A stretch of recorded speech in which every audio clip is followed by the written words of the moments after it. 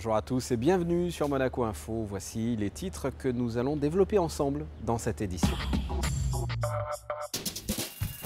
La compagnie monégasque de banque et le nouveau musée national de Monaco viennent de signer un partenariat qui permettra au musée d'acquérir de nouvelles œuvres.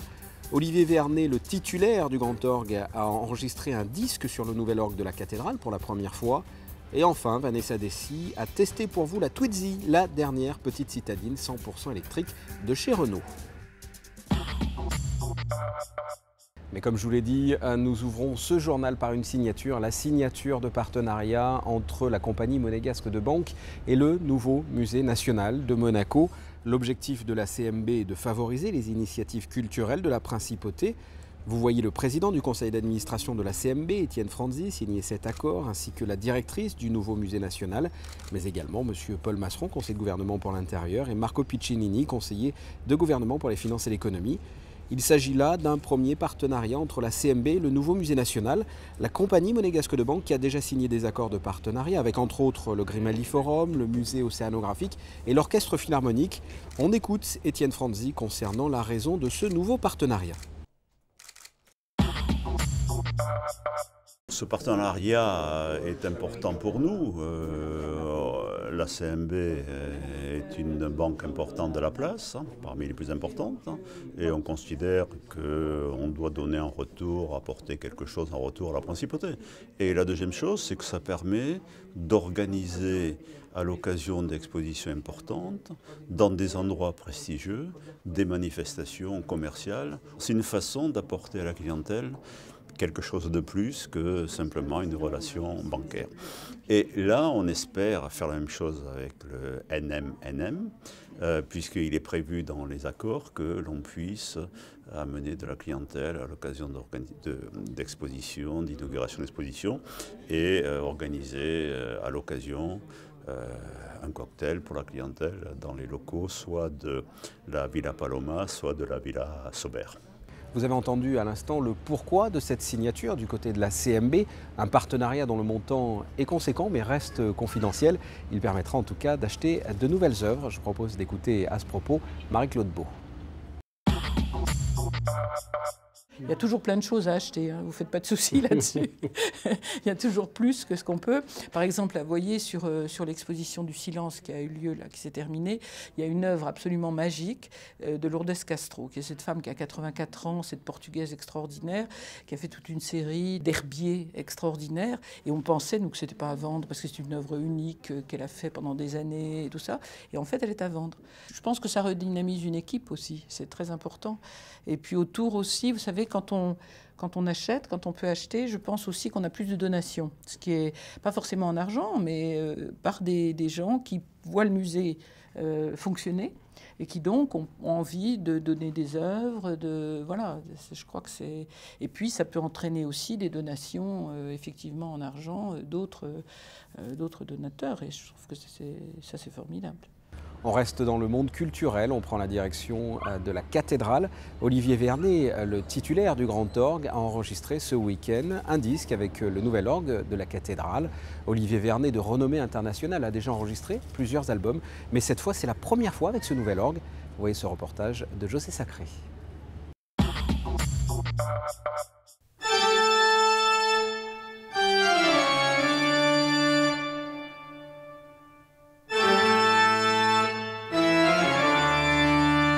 La toccata en ré mineur de Jean-Sébastien Bach, interprétée au Grand Orgue de la cathédrale de Monaco par Olivier Vernet, c'est l'une des œuvres phares du programme d'un double CD enregistré par le titulaire de ce Grand Orgue du 27 avril au 1er mai.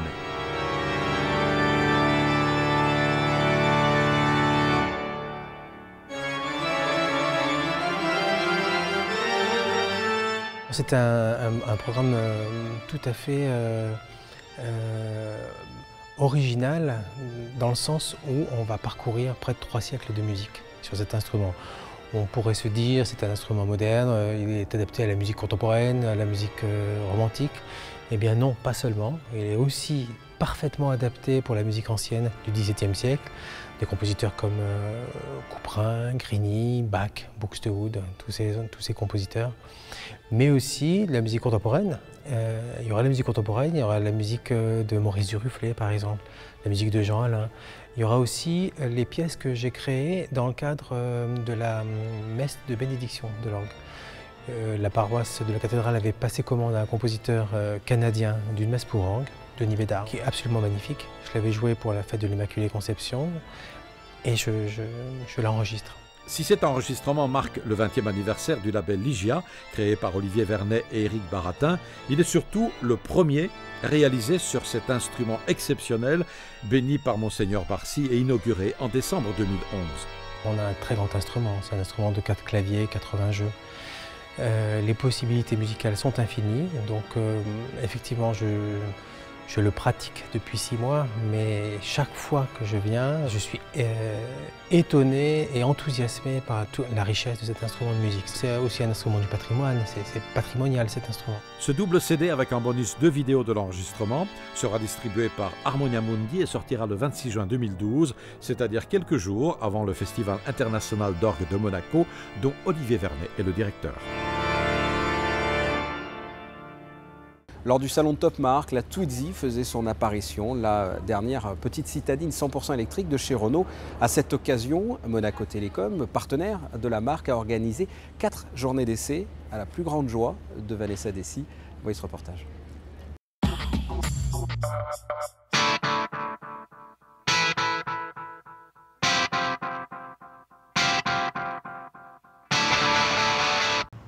La Twizy, c'est 100% électrique et en plus, pas de bruit au démarrage.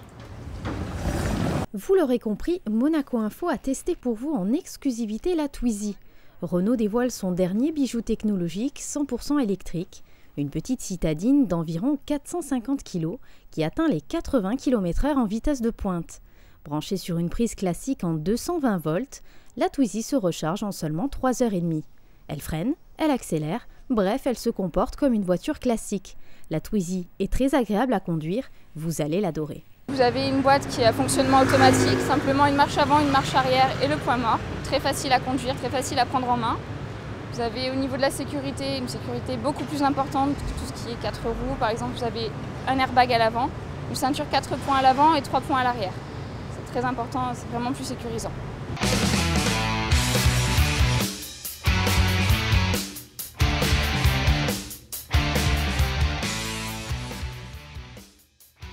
Monaco Télécom a adopté la Twizy. Depuis de nombreuses années, la société roule en électrique dans les rues de la Principauté.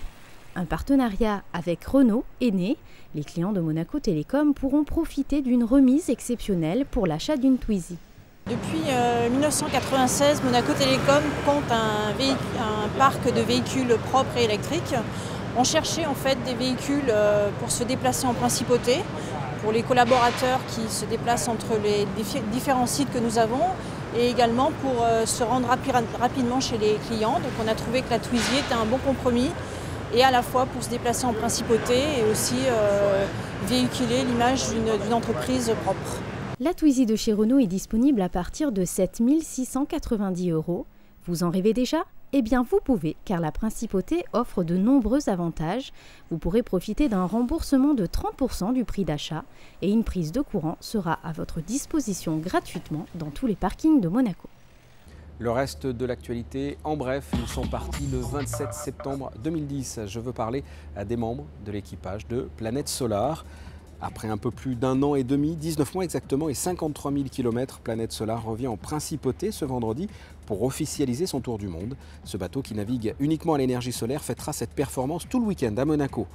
En bref toujours, nous vous en avons déjà parlé précédemment, le nouvel espace détente du musée océanographique de Monaco, l'île aux Tortues.